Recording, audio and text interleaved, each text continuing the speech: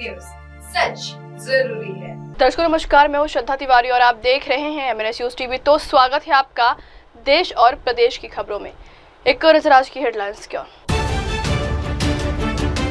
भारत जल्द दुनिया की तीसरी सबसे बड़ी अर्थव्यवस्था बने, साइप्रस में बोले पीएम मोदी। विजय रूपानी को अंतिम विदाई, बेटी ऋषभ रूपानी की भावनात्मक प्रतिक्रिया। सोनिया गांधी की तबियत फिर बिगड़ी, सर गंगाराम अस्पताल में हुई भर्ती। तो खबरें विस्तार से। भारत जल्द दुनिया की तीसरी सबसे बड़ी अर्थव्यवस्था बनेगा, साइप्रस में बोले पीएम मोदी। भारत के पीएम मोदी ने साइप्रस के लिमासोल शहर में आयोजित बिजनेस राउंड टेबल बैठक में भाग लिया और साइप्रस के राष्ट्रपति निकोस क्रिस्टोडोलिडेस के साथ महत्वपूर्ण व्यापारिक मुद्दों पर चर्चा की। भारत के पीएम मोदी इन दिनों अपनी 4 दिवसीय यात्रा पर हैं। इस यात्रा के दौरान पीएम मोदी रविवार को साइप्रस की लिमासोल में पहुंचे। यहां उन्होंने भारत साइप्रस सीईओ फोरम में हिस्सा लिया। यहां उन्होंने भारत की आर्थिक ताकत और विकास की क्षमता का शानदार प्रदर्शन किया। पीएम मोदी ने भारत साइप्रस सीईओ फोरम को संबोधित करते हुए जोर देकर कहा है कि आज के समय में भारत दुनिया की 5वीं सबसे बड़ी अर्थव्यवस्था है। बहुत जल्द ही यह दुनिया की तीसरी सबसे बड़ी अर्थव्यवस्था बनने वाली है। मैंने बहुत गौर से सुना है। भारत साइप्रस आर्थिक संबंधों के लिए आपकी प्रतिबद्धता को मैंने महसूस किया है। आपके विचारों में सिर्फ संभावना ही नहीं, संकल्प को भी मैं महसूस कर रहा हूं। यह स्पष्ट है कि हमारे संबंधों में आगे बढ़ने की अपार संभावनाएं हैं। फ्रेंड, साइप्रस लंबे समय से हमारा विश्वसनीय पार्टनर रहा है, जिसका आप लोगों ने भी उल्लेख किया, और भारत में यहां से उल्लेखनीय निवेश भी हुआ है। कई भारतीय कंपनियों ने भी साइप्रस में, और एक प्रकार से साइप्रस को यूरोप का गेटवे के रूप में ही देखा है। आज आपसी व्यापार $150 मिलियन पहुंच गया है, लेकिन हमारे रिश्तों की वास्तविक क्षमता इससे बहुत अधिक है। आप में से अधिकतर लोग भारत से जुड़े हुए हैं और पिछले 11 वर्षों में भारत की ग्रोथ स्टोरी को भी देखा है। पिछले 1 दशक में भारत विश्व की 5वीं सबसे बड़ी इकोनॉमी बना और बहुत निकट भविष्य में हम दुनिया की तीसरी इकोनॉमी बनने की दिशा में बहुत तेज गति से आगे बढ़ रहे हैं। आज विश्व में भारत बहुत तेजी से ग्रो करने वाला एक इमर्जिंग इकोनॉमी में इसका स्थान है। साथियों, आप भली भांति जानते हैं, हमने टैक्स रिफॉर्म्स किए हैं। जीएसटी के साथ वन नेशन वन टैक्स प्रणाली लाई गई है। कॉर्पोरेट टैक्स रेशनलाइज किया गया है। हजारों की संख्या में कानूनों में डिक्रिमिनलाइजेशन करने का काम हमने किया है। हमने ईज ऑफ डूइंग बिजनेस के साथ साथ ट्रस्ट ऑफ डूइंग बिजनेस, उस पर भी उतना ही बल दिया है। आज भारत में स्पष्ट नीति है, उसके साथ साथ स्टेबल पॉलिटी भी है। 6 दशकों के बाद ऐसा हुआ है कि एक ही सरकार लगातार तीसरी बार चुन करके आई है। भारत की डेमोग्राफिक डिविडेंड और टैलेंट से आप भली भांति परिचित हो और आपकी बातचीत में भी इसका जिक्र हुआ है। पिछले 10 वर्षों में डिजिटल रिवॉल्यूशन आया है। फाइनेंशियल इंक्लूजन एक मिसाल बना है। यूनिफाइड पेमेंट्स इंटरफेस यानी यूपीआई के माध्यम से आज विश्व का 50% डिजिटल ट्रांजैक्शन भारत में होता है। फ्रांस जैसे कई देश इससे जुड़े हैं। साइप्रस को भी इससे जुड़ने के लिए बात चल रही है और मैं इसका स्वागत करता हूं। भारत में फ्यूचरिस्टिक इंफ्रास्ट्रक्चर के विकास में हम $100 बिलियन से अधिक का सालाना निवेश कर रहे हैं। इस वर्ष के बजट में हमने मैन्युफैक्चरिंग मिशन की शुरुआत की है। विश्व में वैक्सीन्स, जेनरिक मेडिसिन्स और मेडिकल डिवाइसेस की मैन्युफैक्चरिंग में भारत वर्ल्ड लीडर्स में से एक है। मैरीटाइम और पोर्ट डेवलपमेंट पर हमारा फोकस है। हम शिप बिल्डिंग और शिप ब्रेकिंग को भी प्राथमिकता दे रहे हैं। इसके लिए एक नई पॉलिसी भी लाई जा रही है। सिविल एविएशन सेक्टर में भी तेजी से ग्रो कर रहा है। भारतीय कंपनियों ने 1000 से ज्यादा एयरक्राफ्ट्स उसका नया ऑर्डर दिया है। इनोवेशन भारत की आर्थिक शक्ति का मजबूत स्तंभ बना है। हमारे 1 लाख से ज्यादा स्टार्टअप्स सिर्फ सपने नहीं, समाधान बेचते हैं। इनमें से 100 यूनिकॉर्न बन चुके हैं। भारत इकोनॉमी और इकोलॉजी के बैलेंस में विश्वास करता है और उस पर हम प्रतिबद्ध हैं। एक क्लीन और ग्रीन फ्यूचर का रास्ता बना रहा है। 2030 तक हम 500 गीगावाट रिन्यूएबल एनर्जी के टारगेट को और बहुत तेजी से आगे बढ़ रहे हैं। ग्रीन शिपिंग के विकास और 2030 तक रेलवे को 100% कार्बन न्यूट्रल बनाने को और तेजी से काम कर रहे हैं। AI mission, quantum mission, semiconductor mission, critical mineral mission, nuclear power mission हमारी ग्रोथ इंजन के नए इंजन बन रहे हैं। मुझे ये जानकर खुशी है कि साइप्रस की स्टॉक एक्सचेंज और एनएसई ने मेरे होम स्टेट गुजरात में गिफ्ट सिटी में सहयोग पर सहमति बनाई है। साइप्रस एक प्रसिद्ध टूरिस्ट डेस्टिनेशन है। भारत में भी हम डेस्टिनेशन डेवलपमेंट और मैनेजमेंट पर बल दे रहे हैं। हमारे टूर ऑपरेटर्स के बीच नजदीकी सहयोग विन विन हो सकता है। ऐसे कई और क्षेत्र हैं जिनमें आपसी सहयोग के लिए बहुत ही पोटेंशियल है। फ्रेंड्स, पिछले महीने भारत और यूके के बीच एक एम्बिशियस एफटीए पर सहमति बनी है। अब हम भारत और यूके के बीच फ्री ट्रेड एग्रीमेंट को इस साल के अंत तक संपन्न करने के लिए प्रतिबद्ध है। इसकी नेगोशिएशन में गति आई है। इसका लाभ आप सब साथियों को अवश्य मिलेगा। मैं भारत, साइप्रस और ग्रीस बिजनेस और इन्वेस्टमेंट काउंसिल की स्थापना का स्वागत करता हूं। यह एक बहुत अच्छा इनिशिएटिव है और आर्थिक सहयोग का महत्वपूर्ण प्लेटफॉर्म बन सकता है। फिर अब सभी ने जो विचार रखे हैं, जो सुझाव दिए हैं, उनको मेरी टीम ने नोट किया है। हम इन पर एक्शन प्लान बनाकर फॉलोअप करेंगे। मैं आपको भारत आने का निमंत्रण भी देता हूं। अंत में मैं एक बार फिर राष्ट्रपति जी का धन्यवाद देता हूं। उन्होंने इस मीटिंग के लिए अपना समय निकाला।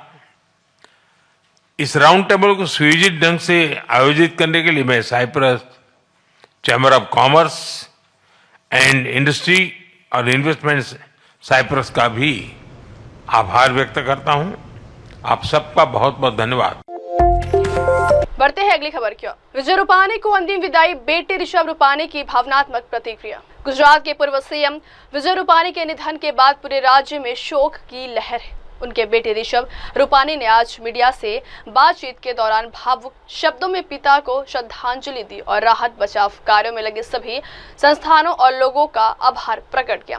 ऋषभ रूपानी ने कहा है कि यह दुख की घड़ी सिर्फ हमारे परिवार के लिए नहीं बल्कि उन 270 परिवारों के लिए भी है जो इस घटना से प्रभावित हुए। उन्होंने प्रशासनिक और सामाजिक संगठनों के प्रयासों की सराहना करते हुए कहा है कि मैं पुलिस, आरोग्य staff, civil defence, fire services और आरएसएस कार्यकर्ताओं का धन्यवाद करता हूं, जिन्होंने कठिन हालात में भी बहादुरी और समर्पण से राहत कार्य किया है। वहीं पूर्व सीएम दिवंगत विजय रूपानी के दामाद निमित मिश्रा का भी बयान सामने आया। सर्वप्रथम तो सभी को जय श्री कृष्ण, जय जिनेन्द्र और सादर प्रणाम करता हूं। और ये दुख की घड़ी में, ये दुखद दुर्घटना में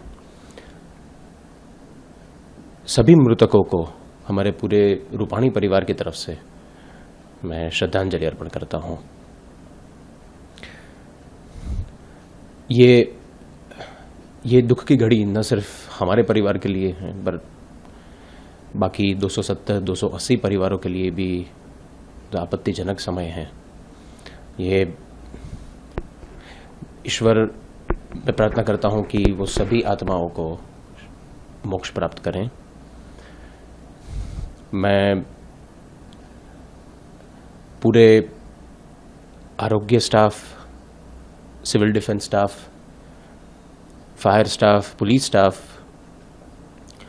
वहाँ पे पहुँचे हमारे आरएसएस के स्वयंसेवकों का, सभी का दिल से धन्यवाद करता हूँ कि ये ऐसी घटना है कि जो 1 in million टाइम्स होती है। और इस समय में उन्होंने जो त्वरित व्यवस्थापन दिखाया, जो रेस्क्यू एफर्ट्स हुए, वो सराहनीय है। मैं माननीय प्रधानमंत्री श्री नरेंद्र भाई मोदी, माननीय गृह मंत्री श्री अमित भाई शाह, गुजरात के मुख्यमंत्री श्री भूपेंद्र भाई पटेल, गृह मंत्री श्री हर्ष भाई, पार्टी के अध्यक्ष श्री CR पाटिल, इन सभी का भी तहे दिल से आभार व्यक्त करता हूँ। उन्होंने हमारे पूरे परिवार के साथ उन्होंने जो सपोर्ट किया है, ये पूरी प्रक्रिया में न सिर्फ हमारे परिवार को परंतु बाकी सारे हतभागी परिवारों को वो सराहनीय है। और साथ में मैं इतना कहना चाहूँगा कि मेरे पिताजी श्री विजय भाई रूपाणी ने अपने 50-55 साल के राजकीय और सामाजिक सफ़र में कहीं लाखों करोड़ों जिंदगियों को छुआ है। और उन सभी नागरिकों और कार्यकर्ताओं के फ़ोन द्वारा, मैसेजेस द्वारा और यहाँ पे स्वयं वो पधारे हैं हमें सांत्वना देने के लिए, हमारे साथ कंधे से कंधा मिलाकर खड़े हैं। उन सभी का मैं खूब आभार प्रकट करता हूँ। उसके साथ साथ पंजाब से भी मेरे पिताजी पंजाब के भारतीय जनता पार्टी के प्रभारी थे और पंजाब से भी इतने कार्यकर्ताओं के, इतने लोगों के फ़ोन आ रहे, वो स्वयं यहाँ मिलने आ रहे, उन सभी का मैं आभार प्रकट करता हूँ आपके प्रेम, आपके स्नेह के लिए। पूरे ना सिर्फ गुजरात के, पूरे भारत से लोगों ने अपनी संवेदनाएं प्रकट की हैं। हमारे परिवार को जो प्रेम चाहिए वो हमें लोगों से मिला है और उनकी जो पापा के जो कार्यों की जो सुहास हैं वो आज पूरे गुजरात में महक रही हैं और उसी की वजह से आज काफ़ी लोग दुखी हैं। तो उन सभी को मैं प्रणाम करना चाहूँगा और सारे जो मृतक परिवार हैं उन सभी को पूरे रूपाणी परिवार की तरफ से मैं श्रद्धांजलि प्रकट करना चाहूँगा कि ये दुख की घड़ी में भगवान सबको शक्ति दे, ईश्वर सबके साथ है। जय Shri Krishna. These are extremely tragic times, not just for us as a family, but for each and everyone who has lost a loved one in this tragedy. We all are finding it extremely difficult to go through these days. we are experiencing overwhelming grief and agony. There has been a lot of support that has been poured in. A lot of people have sent in their messages, and I would like to thank each and every one who has reminded us of all the things that Vijay Bhai has done during his career. He has worked tirelessly, selflessly throughout his 40 years of career, and has helped and touched innumerous people and helped them in their time of difficulty. We as a family are also would like to mention that we are thinking of each and every one who's lost a loved one, and we would like to share your grief and pain as well. I would also like to thank the Prime Minister, the Home Minister, Chief Minister of Gujarat, and all the state officials who have been with us sharing this pain, and as always, because Vijay Bhai is equally a family member of the party as well. I would also like to thank and very respectfully mention each and every person on the ground who's been working tirelessly over these years, helping the families, especially the ground staff of the fire department, the hospital staff, and all the officials who have been helping us. And I would like to also say that we are equally thoughtful of everyone who has lost a loved one in this tragedy. May God give you the strength to deal with this tragedy. बढ़ते हैं अगली खबर की ओर। एक दिन लाहौर में भी हो सकती है प्रेस कॉन्फ्रेंस। आरएसएस नेता का बड़ा बयान। शिमला में कार्यक्रम के दौरान दिए गए बयान में ने राजनीतिक हलचल बढ़ा दी। आरएसएस से जुड़े वरिष्ठ नेता इंद्रेश कुमार ने कहा है कि भारत पाकिस्तान की वर्तमान सीमा हो सकता है ये भविष्य में बदल भी सकती है और यह रेखा पाकिस्तान के भीतर 100 से 150 किलोमीटर तक खिसक सकती है। उनका कहना है कि आने वाले समय में पाकिस्तान के भीतर से ही सिंधु, बलूचिस्तान, पख्तूनख्वा जैसे क्षेत्र आज़ादी या भारत में विलय की मांग को लेकर उठ खड़े हो सकते हैं। उन्होंने यह भी कहा है कि एक दिन ऐसा भी आ सकता है जब आज ये प्रेस कॉन्फ्रेंस शिमला में हो रही हो सकता है कि ये 5-10 साल बाद लाहौर में प्रेस कॉन्फ्रेंस हो रही होगी। बढ़ते हैं अगली खबर की ओर। केंद्र ने जारी की 16वीं जनगणना के लिए अधिसूचना। साल 2027 में 2 चरणों में पूरी होगी प्रक्रिया। केंद्रीय गृह मंत्री अमित शाह ने आज सोमवार को देश की 16वीं जनगणना 2027 के लिए अधिसूचना जारी कर दी। जनगणना के साथ जातीय जनगणना के लिए भी अधिसूचना जारी की गई। जनगणना का काम इस बार 2 चरणों में पूरा कराया जाएगा। यह जनगणना भारत की कुल 16वीं और आजादी के बाद की 8वीं जनगणना है। इससे पहले गृह मंत्री अमित शाह ने कल रविवार को दिल्ली में केंद्रीय गृह सचिव गोविंद मोहन और अन्य वरिष्ठ अधिकारियों के साथ 16वीं जनगणना की संदर्भ तारीख लद्दाख जैसे बर्फीले और पहाड़ी इलाकों में 1 अक्टूबर जबकि देश के शेष हिस्सों में 1 मार्च 2027 होगी। नई जनगणना कराने को लेकर अधिसूचना सोमवार को सरकारी राजपत्र में प्रकाशित कर दी गई। बढ़ते हैं अगली खबर की ओर। सिख भावनाओं के अपमान पर बंगाल में गरमाई राजनीति। कोलकाता में सिख भावनाएं आहत करने के आरोप में दर्ज हुई एफआईआर पर केंद्रीय मंत्री सुकांत मजूमदार ने प्रतिक्रिया दी है। उन्होंने इसे ममता बनर्जी की राजनीतिक साजिश करार दिया। घटना एक विरोध प्रदर्शन के दौरान की है जब पुलिस द्वारा रोके जाने पर उन्होंने एक तख्ती फेंकी जिस पर चप्पल की तस्वीर बनी थी। मजूमदार का कहना था कि तख्ती कहाँ गिरेगी यह कोई नियंत्रित नहीं कर सकता। उनके मुताबिक जिस व्यक्ति को तख्ती लगी उसने खुद इस मामले में कोई शिकायत नहीं की और स्पष्ट कर दिया था कि वह बयान देकर स्थिति साफ करेंगे। मजूमदार ने इस पूरे विवाद को राजनीतिक रंग देने का आरोप लगाते हुए दावा किया है कि वह खुद बचपन से सिख इतिहास से जुड़े बलिदानों को सम्मान देते आए। देखिए, ममता बनर्जी का पॉलिटिकल स्टैंड है। ममता बनर्जी की इशारे पे ये हुआ है। आप जानते हैं एक आंदोलन हो रहा था, पुलिस हमें उठा के फेंक रही थी, वहां से हमने एक प्लेकार्ड फेंका।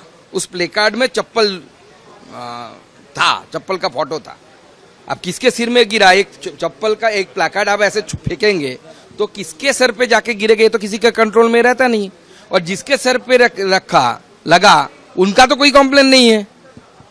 तो जिनके साथ हुआ है घटना, अगर वो लोग बोल रहे हैं, मुझे पता नहीं किनके हुआ है, अगर मेरे सिक्योरिटी के किसी के सिर पे लगा है ऐसा वो बोल रहे हैं, तो उसको तो कंप्लेन करना चाहिए ना।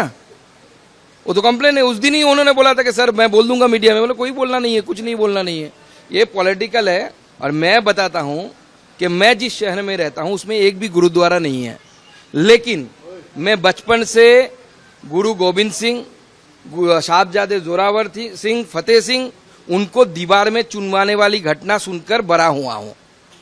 तो सिखिज्म के लिए, सिख धर्म के लिए मेरे दिल में जो सम्मान है वो तृणमूल के किसी आदमी के में अंदर नहीं रह सकता। वोट के लिए जाते होंगे, लेकिन मैं बचपन से सुनते सुनते बड़ा हुआ हूं, शाखा में साहबजादों की कहानी सुनकर बड़ा हुआ हूं। तो इसलिए जो लोग इस पॉलिटिक्स में उतर रहे हैं उनको पॉलिटिक्स करने दीजिए। वाहेगुरु जी को सब पता है क्या सच है क्या झूठ है, कौन सही है, कौन दिल का साफ है और कौन झूठा है, वो विचार करेंगे। बढ़ते अगली खबर की ओर। अब रेखा गुप्ता शराब नीति पर चुप क्यों? आप नेता भारद्वाज का सवाल, क्या फिर से दुकानों का निजीकरण होगा? दिल्ली में नई आबकारी नीति को लेकर सियासत गर्मा गई है। आप नेता सौरभ भारद्वाज ने सीएम बनी रेखा गुप्ता से तीखा सवाल पूछा। आप नेता का आरोप है कि पहले बीजेपी ने शराब दुकानों के निजीकरण पर आपत्ति जताई थी और वही नीति वापस भी ले ली गई थी। अब जब सत्ता बीजेपी के हाथ में है तो सवाल यह है कि क्या अब नई आबकारी नीति में फिर से शराब दुकानों का निजीकरण किया जाएगा? पार्टी ने कहा है कि यदि ऐसा हुआ तो यह स्पष्ट हो जाएगा कि असल में शराब माफिया से साठगांठ किसकी थी। आपके दिल्ली अध्यक्ष सौरभ भारद्वाज ने सीधे तौर पर मुख्यमंत्री से जवाब मांगते हुए कहा है कि अगर नई नीति में निजीकरण शामिल है तो यह साबित करेगा कि शराब माफिया से असली गठजोड़ किसका है। रेखा गुप्ता जी तो बात बात पे झूठ बोलती हैं। रेखा गुप्ता जी से मेरा एक सीधा सा सवाल है, अगर वो जवाब दे दें तो बहुत अच्छा रहेगा। भारतीय जनता पार्टी का दिल्ली की एक्साइज पॉलिसी से ये ऐतराज था कि इसमें शराब की दुकानों का निजीकरण किया गया।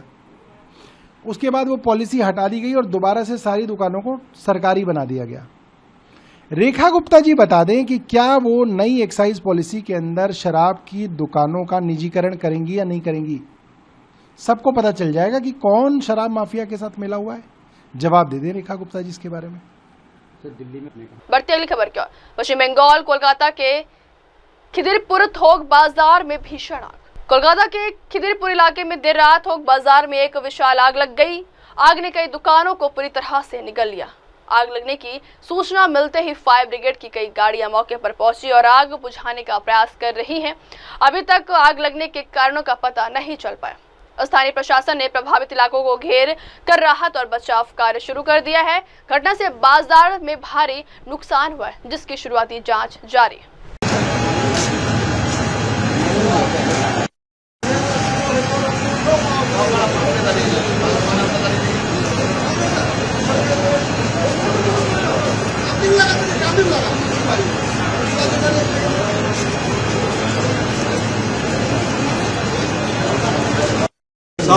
तो भाग गया, तो पानी मारते मारते भाग गया। वो पहले ही भागा हुआ, तो पहले ही भागा।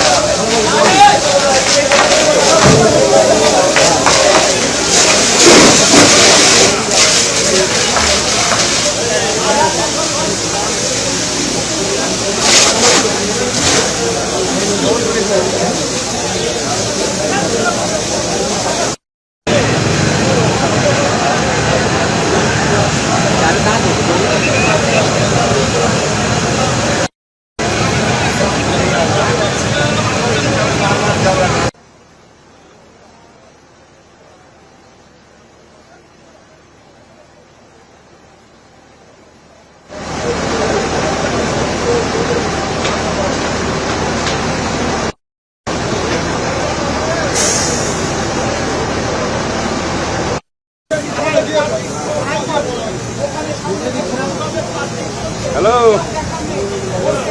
मालदीव घुरी बारी के जाओ मार्केट आगे लेके जा मार्केट लेके जाओ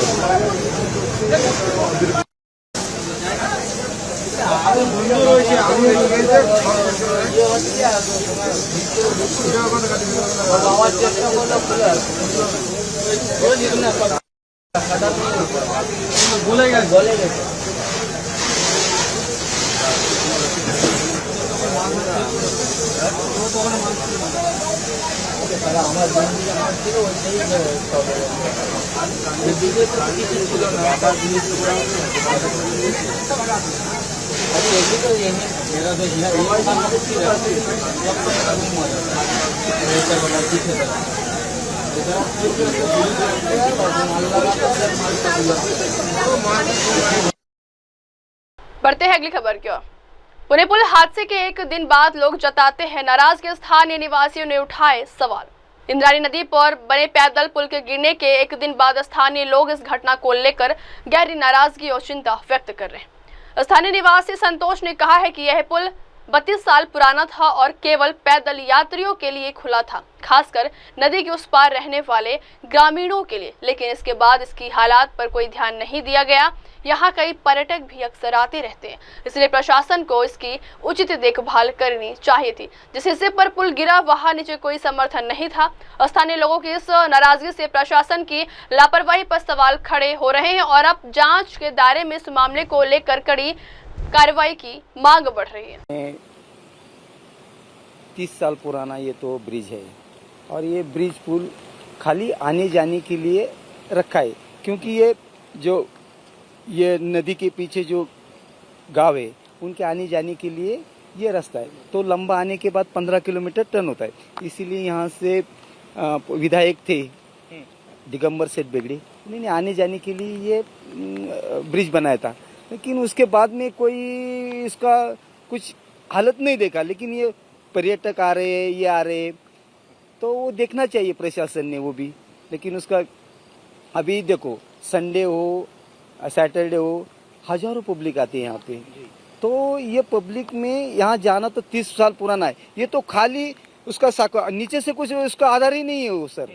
उसको कुछ जहाँ पे खोला उसको कुछ नहीं है, कुछ उसको सपोर्ट नहीं है, कुछ नहीं है। ये भी देखना चाहिए ना। तो और उसका तो 1 साल पूरा अभी ये 1 साल पहले उनका ये ब्रिज का नया ब्रिज का तो सैंक्शन हो गया है। तो उसके बाद में जो उसको तभी तो काम तो शुरू होना मांगता है ना। बराबर है नहीं सर? यहाँ पे बोर्ड भी लगाया गया है। हाँ, प्रशासन ने बोर्ड लगाया है। तो जब भी बोर्ड लगाने से काम नहीं होता है सर। तो जो जिम्मेदारी होती है, ये पर्यटक हजारों पर्यटक यहाँ आते हैं, बोर्ड लगाने से जिम्मेदारी नहीं होती है, खत्म नहीं होती है। जिम्मेदारी ये होती है आपने यहाँ बोर्ड लगा के खाली छोड़ दिया, लेकिन पर्यटक यहाँ से हजारों पब्लिक यहाँ से आती है। ये ब्रिज खराब है, उसका जो वैलिडिटी वो खत्म हो गया है। तो प्रशासन की भी वही भी जवाबदारी है ना। बराबर है नहीं?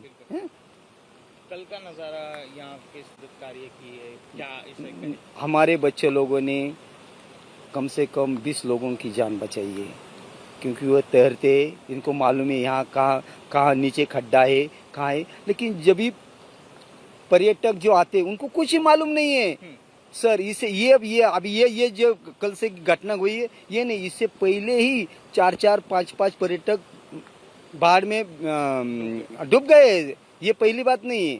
तो प्रशासन ने यही भी सोचना चाहिए कि बाबा ये जो खराब पुल है वो तो उसकी जिम्मेदारी है कि यहाँ से सिक्योरिटी रखना। कल का जो हादसा हो गया है, सभी कहा जा रहा है कि और क्राउडिंग उस पे थी। क्या आप यहाँ पे रहते हो, क्या नजारा था, क्या कुछ नहीं? सब वो भयानक दृश्य था। जो आप कोई बोल रहे 2 व्हीलर वहाँ से आ रही है, लेकिन ये नहीं, 2 व्हीलर से हमेशा आती है। हम भी 2 व्हीलर से हमारे खेत के लिए कुछ जाना पड़ता है तो हम ही जाते। गांव के हिसाब के लिए बनाए, लेकिन पर्यटक के हिसाब से नहीं बनाए ये पुल। जो सोचते तो पर्यटक के हिसाब से बनाना रहता तो वो बात अलग होती थी। लेकिन ये हमारे गांव के लिए आने जाने के लिए खाली रास्ता है, ऐसे कोई नहीं कि वो। इससे पहले भी ऐसे कई हादसे हो चुके हैं यहाँ पे? हाँ सर, यहाँ से जो पर्यटक आते, जो कपल्स आते, वो आते, वो सेल्फी निकालते, ऐसे कितने हो गए। मेरे ख्याल से कम 25-30 ऐसे प्रकरण यहाँ पे हो गई है। तो प्रशासन ने उसी टाइम पे देखना चाहिए ना कि बाबा इतना हो रही है और सैटरडे संडे को इतना पब्लिक आ रही है और ये ब्रिज तो खराब है, तो उस थोड़े प्रशासन ने भी देखना चाहिए। बोर्ड लगाने से कुछ नहीं होता है। आपका नाम? मेरा नाम संतोष। बढ़ते हैं अगली खबर की ओर। विशाखापत्तनम में बना अयोध्या जैसा मंदिर। आंध्र प्रदेश के विशाखापत्तनम में एक नया मंदिर बना है, जिसे लेकर स्थानीय पुजारी ने कहा है कि यह मंदिर अयोध्या के प्रसिद्ध मंदिर जैसा ही है। पुजारी ने बताया जो भक्त अयोध्या जाकर पूजा नहीं कर पाते वे यहां आकर उसी श्रद्धा और भक्ति के साथ पूजा कर सकते हैं। यह मंदिर न सिर्फ धार्मिक आस्था का केंद्र बना है बल्कि उन लोगों के लिए भी एक महत्वपूर्ण विकल्प बन गया है जो भौगोलिक या अन्य कारणों से अयोध्या की यात्रा नहीं कर पाते। पुजारी ने मंदिर की भव्यता और पूजा व्यवस्था की जानकारी देते हुए बताया कि यहाँ भक्तों के लिए सभी सुविधाएं उपलब्ध कराई गई है ताकि वे अपने मन चाहे समय पर आकर विधिवत पूजा अर्चना कर सकें।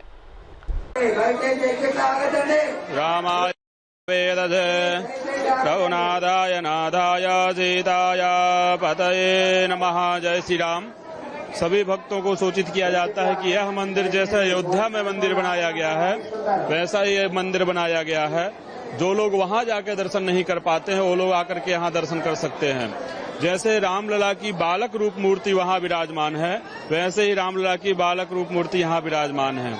अभी यहाँ इसको 20-22 दिन हो गया है, अभी 1 महीना और रहेगा। जय Shri Ram. What is the difference between both ideals? और वहाँ और यहाँ के मंदिर में कोई डिफरेंट नहीं है। जैसा मंदिर वहाँ पे है सेम टू सेम वैसा, गर्भगृह भी ऐसा ही है, बाहर का भी ऐसा ही है और अंदर जो मूर्ति है वैसे ही विराजमान है जैसे वहाँ विराजमान है। ठीक है। I know idea.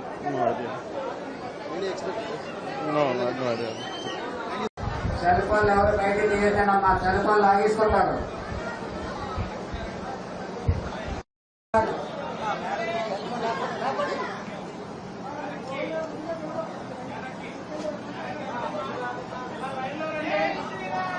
సెల్ ఫోన్లు లాక్కుంటారు సార్.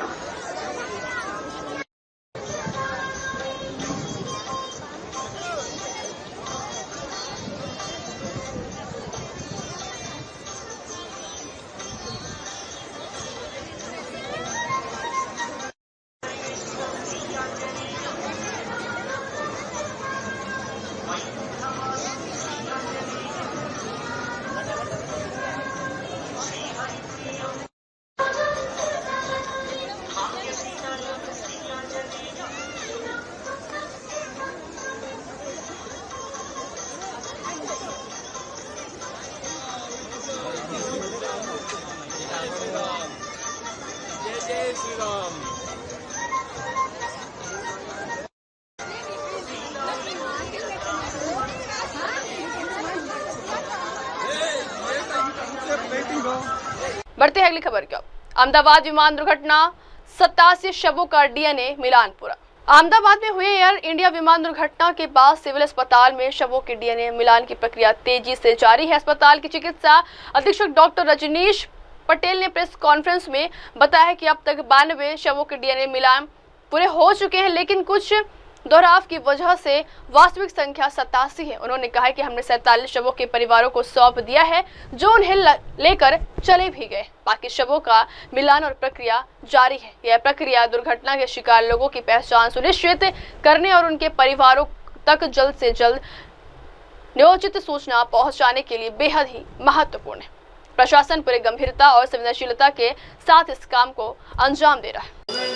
एयर इंडिया एयरक्राफ्ट होनारत में सिविल हॉस्पिटल में आए हुए मृतकों के शव में से 92 शव की डीएनए मैचिंग हो चुकी है।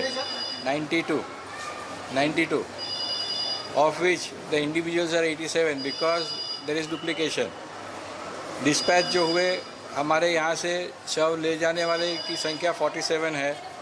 बाकी जो पेंडिंग है उसमें से 13 लोग अभी D4 में वेटिंग में चल रहे हैं। दूसरे 2 घंटे में 8 लोग और आ रहे हैं।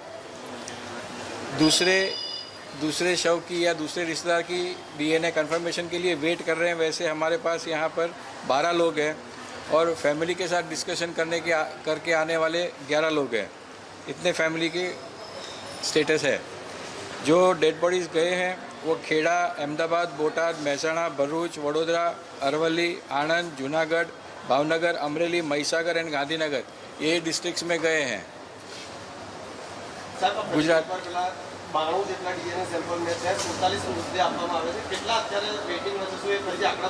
जो 92 કન્ફર્મેશન આવ્યા છે એમાંથી 87 બોડીઝ રજીસ્ટર થાય છે, કારણ કે અમુક ડુપ્લિકેશન છે ડેટા। ડુપ્લિકેશન એટલે બે પોર્શન હોય, 2 પાર્ટ હોય, એનું કરેક્શન થયું હોય। ડિસ્પેચ થયા છે 47 લોકો એમના સગાવાલાના મૃતદેહ લઈ ગયા છે। બાકી જે પેન્ડિંગ છે એમાંથી 13 લોકો કેમ્પસમાં આવી ગયા છે, they are waiting for their turn. આમાંથી લગભગ 4 જણા ઓછા થયા હશે, એટલે તમારી પાસે જેટલા રહે એટલા 9 લોકો હજી વેઇટિંગ છે કે ઓન કેમ્પસ।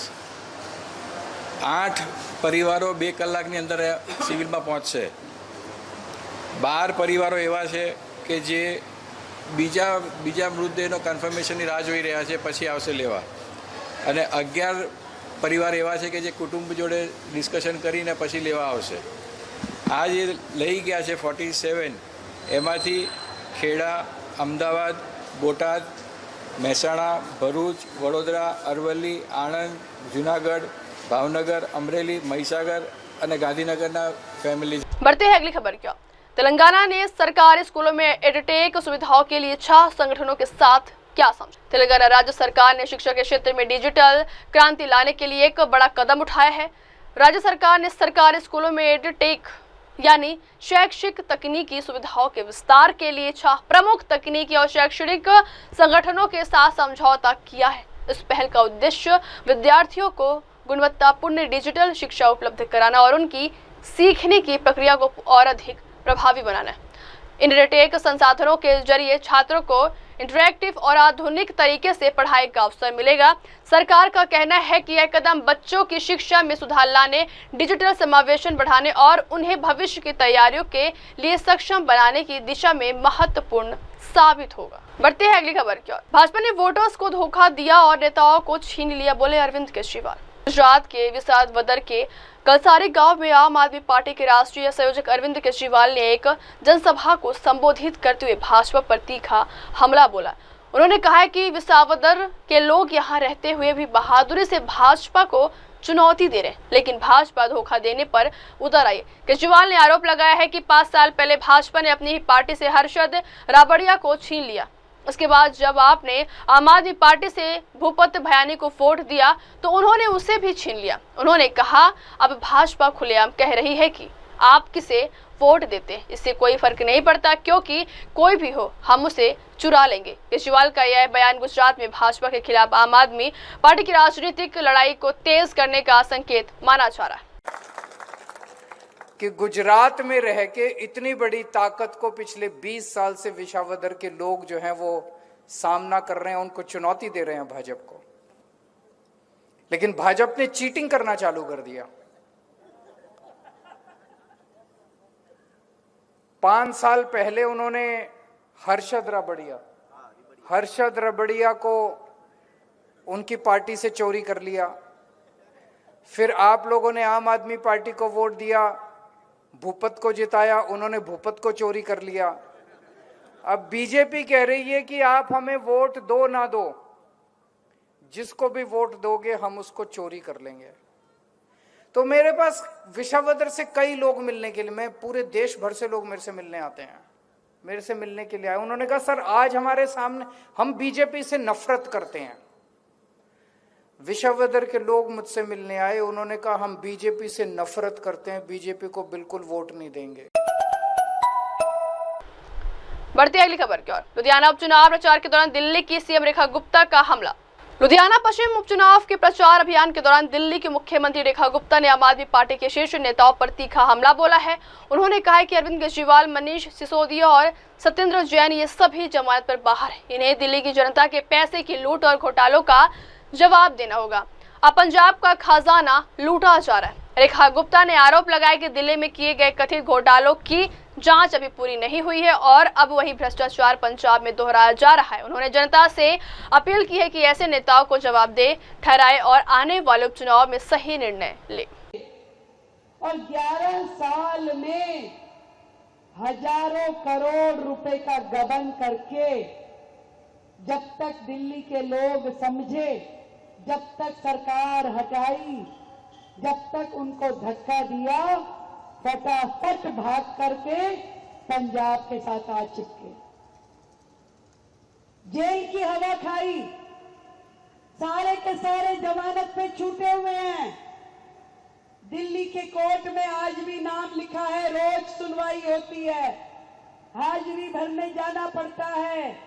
चाहे केजरीवाल हो, चाहे सिसोदिया हो, सत्येंद्र जैन हो, एक एक जने को रोज हाजिरी लगती है कोर्ट में, जवाब देना पड़ता है ढेर सारे घोटालों का जो दिल्ली की जनता का पैसा उन्होंने लूटा।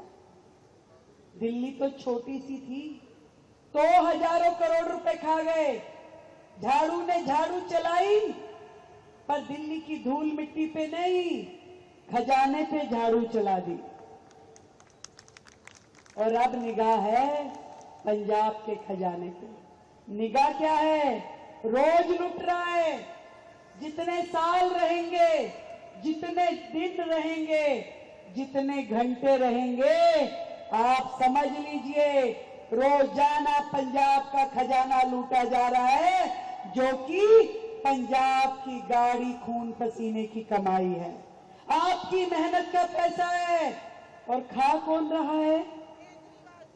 केजरीवाल, उसके भ्रष्ट लोग, उसकी भ्रष्ट सरकार, उसके मंत्री जिनको दिल्ली ने धक्के मार के निकाल दिया, वो भ्रष्टाचारी अफसर जो दिल्ली के घोटालों में शामिल थे और यहां आकर के एक एक को विभाग दे दिए गए।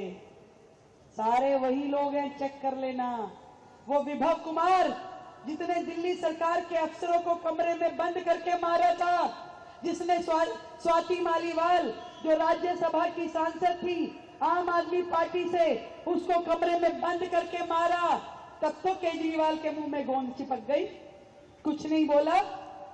जब देशभक्ति की बात होती है, जब सरकारें सरहद पे विदेशी आतंकियों से लड़ते हैं, जब पाकिस्तान को करारा जवाब दिया जाता है, तब केजरीवाल की जुबान निकल आती है। सबूत मांगते हैं, सेना पे प्रश्न चिन्ह लगा। अब वक्त हो चला दर्शकों ब्रेक का। ब्रेक के बाद की खबरें मेरे सहयोगी मीनल के साथ। तब तक के लिए देखते रहिए देश और दुनिया की तमाम बड़ी खबरें। धन्यवाद। हाय हेलो नमस्कार, मैं हूं पंकज विष्णु और आप देख रहे हैं MNS न्यूज। आप देख रहे हैं MNS न्यूज, सच